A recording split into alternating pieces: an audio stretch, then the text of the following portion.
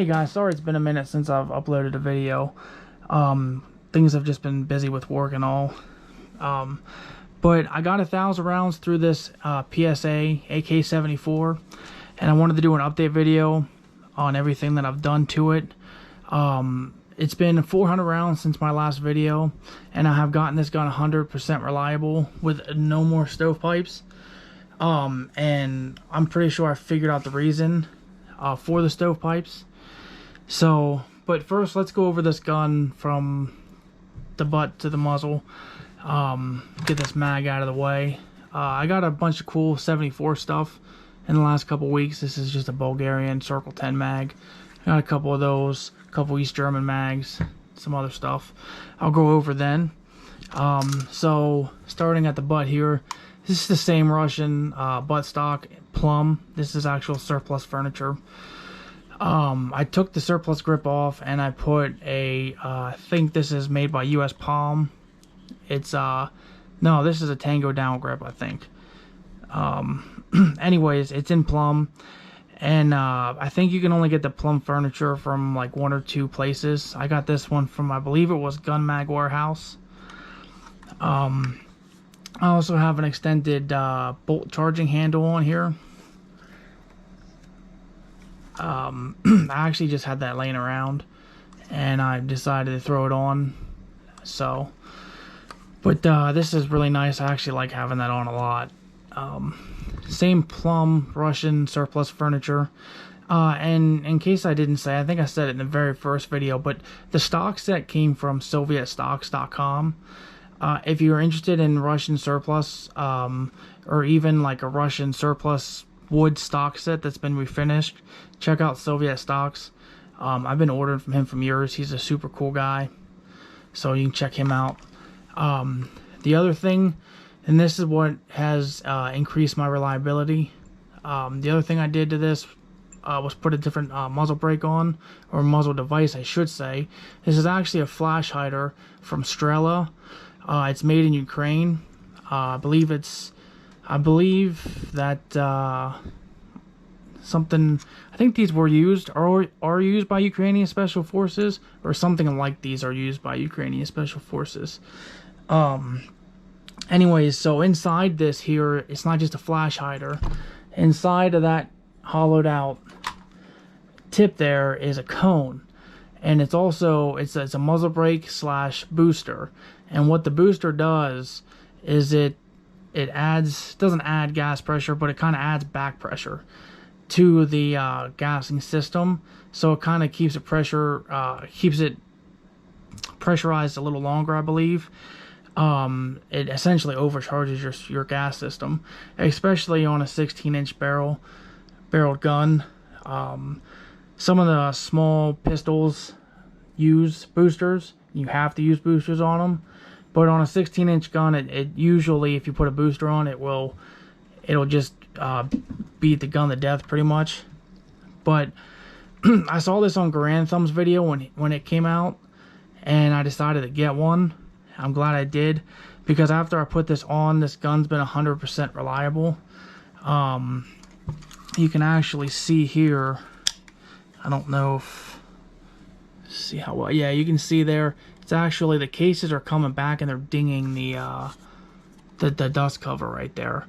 The ejection pattern is good. I mean, it throws the rounds. It threw the rounds before, but now it throws them.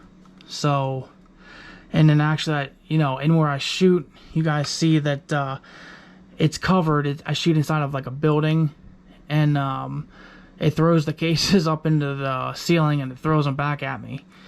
So, I'm super glad I got this gun 100% reliable, because I always wanted this gun to be not my main go-to gun, because it's not, but it is a backup gun, and it's a gun that if I need to use it, I will.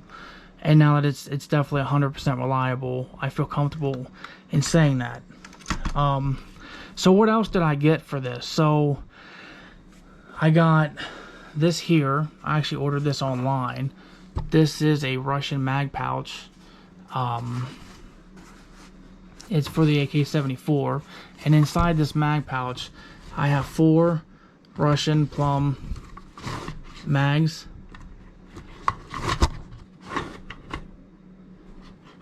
And on the side here, sorry, I keep knocking the tripod around.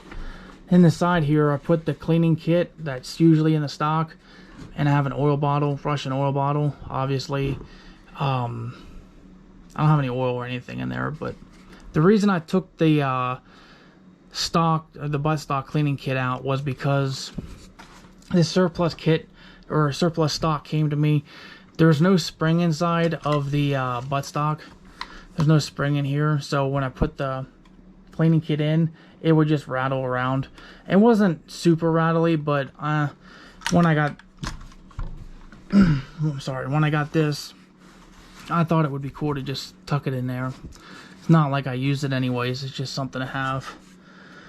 So I also got a lot of 7 and 6. I got a whole tin full, completely sealed, of 7 and 6, and I got a bunch of these mags here completely loaded with 7 and 6 from a buddy of mine.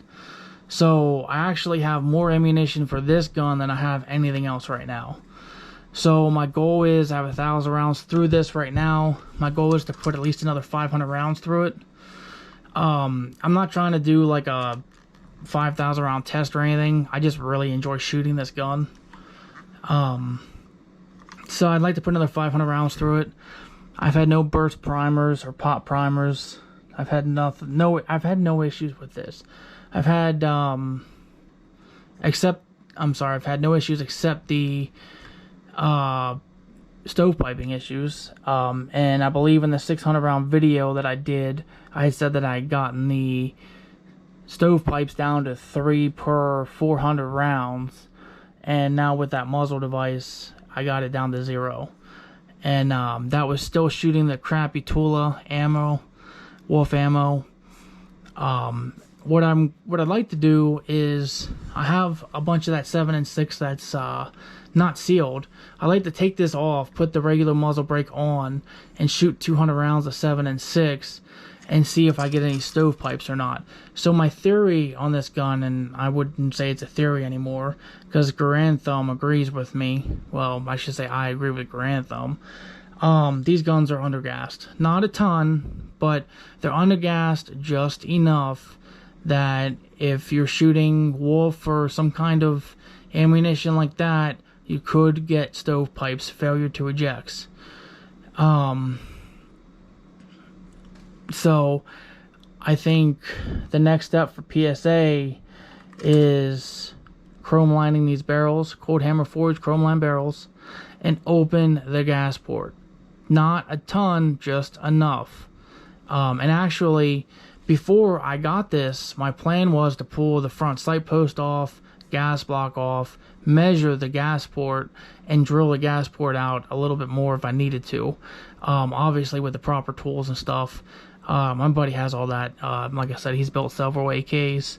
So I'm going to pop this open, and I guess we'll take a look at it real quick. I want to make this kind of a short video today, so give me 1 second. Alright, so I have to apologize. I went over everything on the gun except the optic. That was my fault. This is a PK01V. I got this off eBay. It's made in Belarus. And I don't think I went over that. I actually have Russian furniture. Well, Russian, Belarusian, and Ukrainian parts on a USA made AK74. If you want to include the mag, a Bulgarian part too. So I just think that's pretty cool. Obviously with everything that's going on with Ukraine and Russia, I didn't plan this. I actually ordered this brake. No, I'm sorry, not a muzzle brake. I ordered the flash hider. Pull it down here. I actually ordered the flash hider, what, 2 days, a day before Russia invaded Ukraine. I'm not even sure if you can get this muzzle brake anymore. I know I didn't say it. This muzzle brake, I think you can only get it on Legion USA. So go over there if you want one. If you get a PSA 74, I highly, highly recommend you get this muzzle brake. Or, sorry, flash hider. Okay. Anyways, now we'll get on with looking at the parts. I'm just wiping everything off. I have yet to actually clean this gun, and to be quite honest with you, I'm not going to. So, I mean, this is the extent of the cleaning that it's gotten in all the 1,000 rounds, is just me wiping this down. So, alright, so obviously everything there looks good. I don't see any issues. And I'm not the expert either, so we'll see here once. I did have some wear on the bolt before. And these 74 bolts always give me a problem. I don't have any problems with the, there we go. It's going the wrong way. I don't have any problems with the 47 bolts, but I guess the 74 bolts are a little different, so. So right there was one, is one. Kind of, oops, sorry, I mean to hit the camera. So I'll take some pictures and roll it in, but right there you can see there's that same one, and that actually is smooth now. I don't feel any issues. That was sharp, it's smooth. I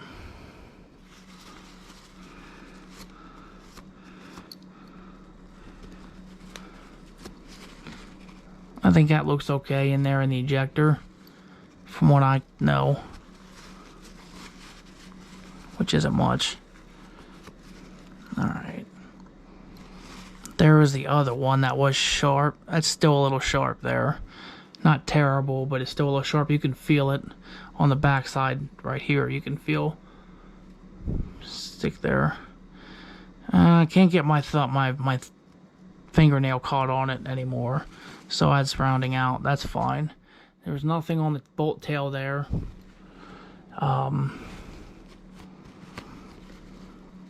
I think everything looks okay. I mean, maybe not quite as good as a European or a Russian or Bulgarian, but I don't think anything that like stands out to me. Oh my god, I gotta send it back. But I mean, I'm not the expert either, so. Okay, so hopefully everyone's satisfied with that, and I'll put some pictures in. Alright. Bolt carrier looks good.